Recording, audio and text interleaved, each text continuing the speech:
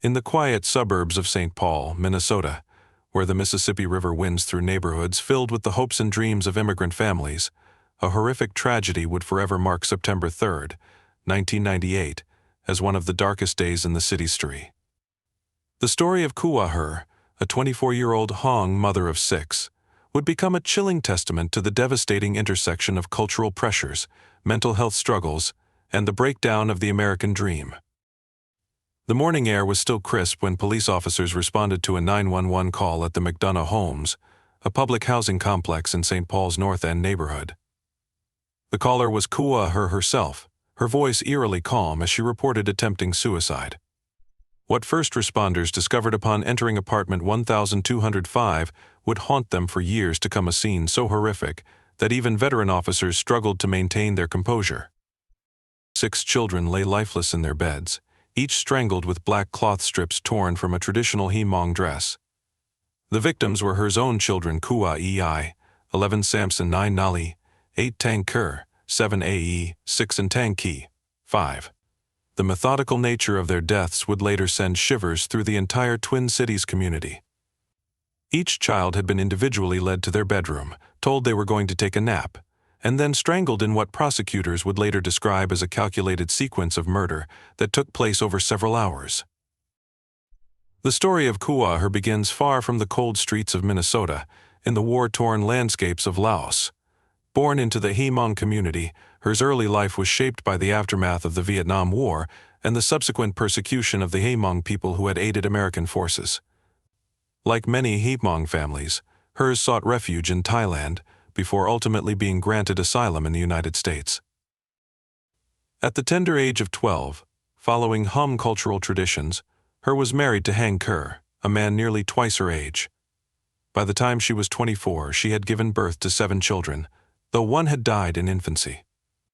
The weight of such early motherhood, combined with the challenges of navigating life in a new country while trying to maintain traditional values, would later be scrutinized as contributing factors to the tragedy that unfolded. The marriage was troubled from the start. Her would later reveal years of domestic abuse, describing how she was treated more like property than a partner. The cultural expectations placed upon her as a Hmong wife and mother, coupled with her own unaddressed trauma and depression, created a pressure cooker of emotions that would eventually explode in the most devastating way possible. In the months leading up to the murders, warning signs began to emerge. Her had separated from her husband and was struggling to care for her children on welfare. Neighbors would later recall hearing her cry late into the night. She had begun seeing a new boyfriend, a relationship that brought both hope and additional complications to her life.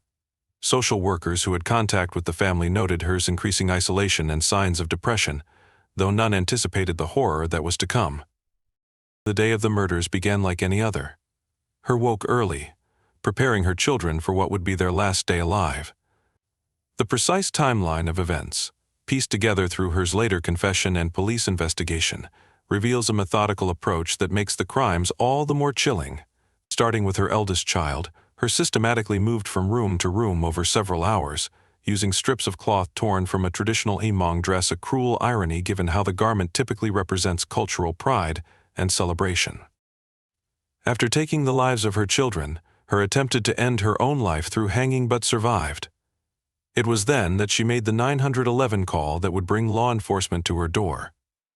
When police arrived, they found her conscious but dazed, with ligature marks on her neck from her failed suicide attempt.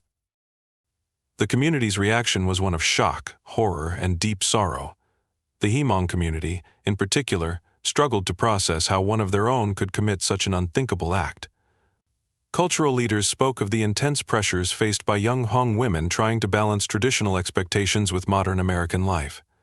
Mental health professionals pointed to the lack of culturally appropriate support services for immigrant communities.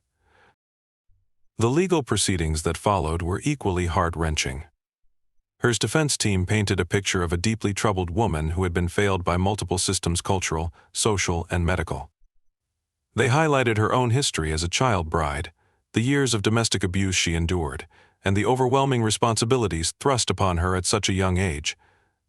Prosecutors, however, focused on the deliberate nature of the murders. The fact that her had systematically killed each child, taking breaks between murders, demonstrated a level of premeditation that they argued warranted the harshest possible punishment. The strips of cloth used in the murders, they contended, had been prepared in advance, suggesting careful planning rather than a sudden mental break. In December 1998, her pleaded guilty to 6 counts of second-degree murder. In a courtroom filled with grieving family members and stunned community observers, she spoke softly about her actions, expressing remorse while struggling to explain what had driven her to commit such horrific acts. "I loved them very much," she said through tears. "But I couldn't take care of them anymore." The judge sentenced her to 50 years in prison, noting the heinous nature of the crimes while acknowledging the complex circumstances that had led to them. The sentence, technically concurrent terms of 25 years for each murder, meant that her would not be eligible for release until she was in her 60s.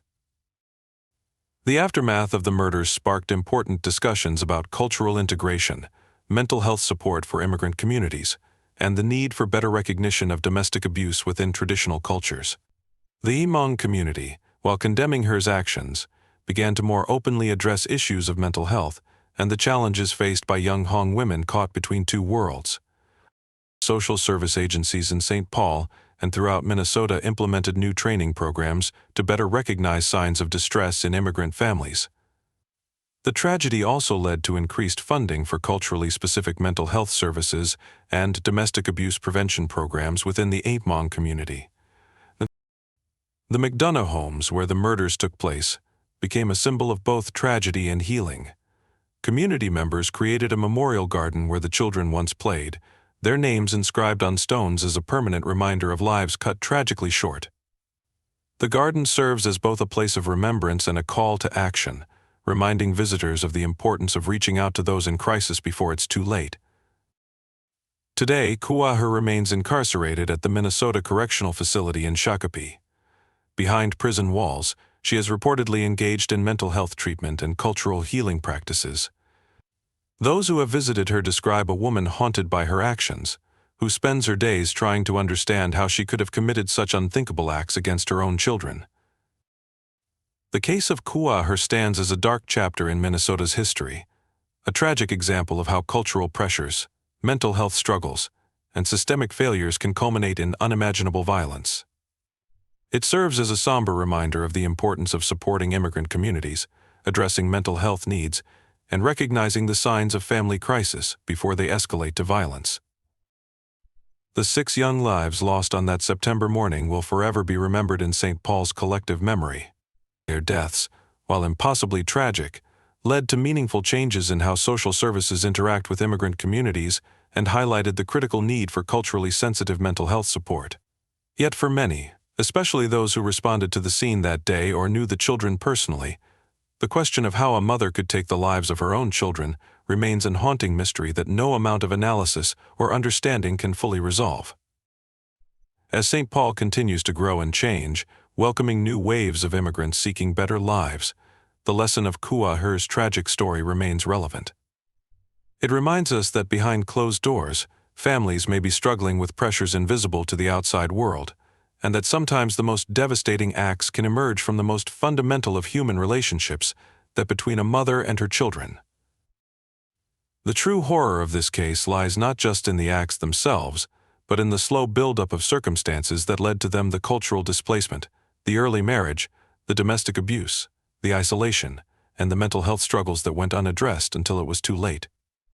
It stands as a stark reminder that tragedy rarely strikes without warning, and that as a society we must remain vigilant in supporting those who struggle silently among us. Beyond the prison walls, within the confines of the Minnesota Correctional Facility at Shakopee, Kuaher's life took on a different rhythm.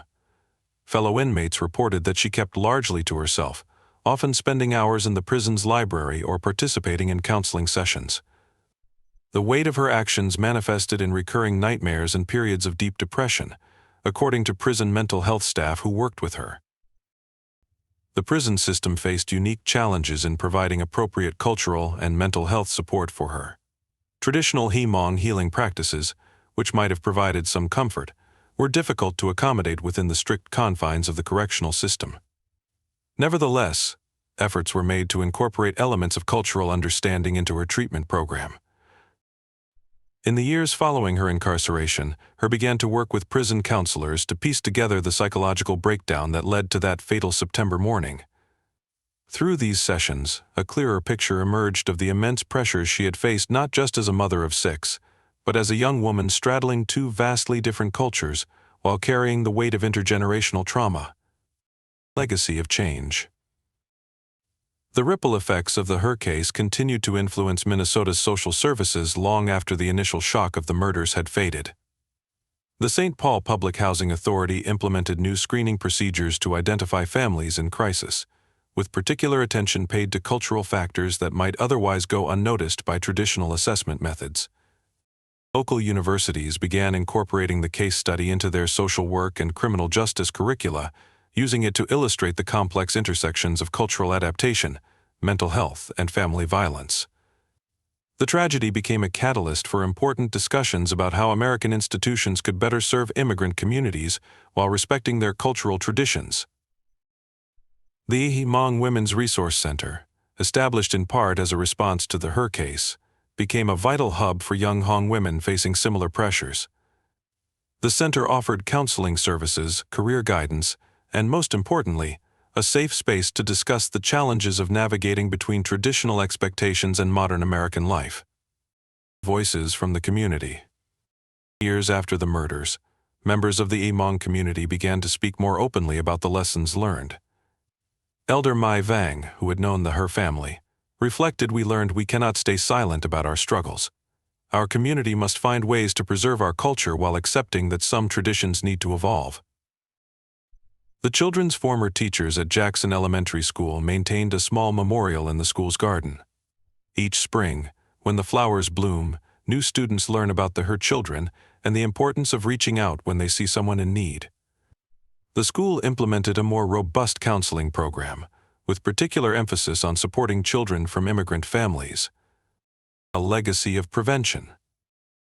The Her case fundamentally changed how Minnesota's social services approach cultural competency. Regular training sessions now include specific modules on recognizing signs of distress in immigrant families, with attention paid to cultural nuances that might otherwise be missed. Social workers are trained to understand that what appears functional through a Western lens might mask deep dysfunction when viewed through a cultural lens. Local hospitals and clinics developed new protocols for screening immigrant mothers for postpartum depression and other mental health issues, with materials available in multiple languages and culturally appropriate mental health resources readily accessible. The healthcare system's approach to mental health in immigrant communities underwent a significant transformation, informed by the tragic lessons of the Her case. Lasting impact on legal proceedings. The legal community also evolved in its approach to cases involving immigrant defendants. Courts in Minnesota began requiring cultural competency training for public defenders and establishing better translation services. The Her case became a reference point for understanding how cultural factors might influence criminal behavior without excusing it. The prison years. As her incarceration continued, she began to participate in prison programs aimed at helping other inmates cope with trauma and mental health issues. Though she never sought to excuse her actions, she worked with prison counselors to develop programs that might help prevent similar tragedies. Her story became a powerful cautionary tale about the importance of reaching out for help before reaching a breaking point. Prison records indicate that Her spent much of her time writing letters to her deceased children, journals processing her guilt, and eventually materials aimed at helping other immigrant mothers recognize and seek help for mental health struggles. While these writings remain private, those familiar with them describe them as profound expressions of remorse and attempts to understand the unthinkable. Looking forward. Today, the Her case continues to influence discussions about cultural integration, mental health, and family violence. Social workers in Minnesota often cite it as a turning point in how services are delivered to immigrant communities. The tragic deaths of 6 innocent children led to changes that may have saved countless other lives through improved support services and intervention programs. The garden at McDonough Homes has grown into a place of reflection and hope. The memorial stones bearing the children's names are now surrounded by perennial flowers that bloom each spring, a reminder of life's persistence even in the face of unimaginable loss. Community members maintain the garden, often bringing their own children to learn about the importance of compassion and vigilance. As Minnesota continues to welcome new immigrant communities, the lessons learned from her case inform how these newcomers are supported and integrated. The tragedy serves as both a warning and a guide, helping to shape policies and programs that might prevent future families from reaching such devastating breaking points. The story of Kuaher and her children remains one of Minnesota's darkest chapters, but from this darkness emerged a fierce determination to do better, to see the signs of distress more clearly, to reach across cultural divides more effectively, and to ensure that no other family suffers a similar fate in silence. While nothing can undo the events of September 3, 1998, the changes sparked by this tragedy continue to ripple through Minnesota's communities, fostering understanding, compassion, and hope for future generations.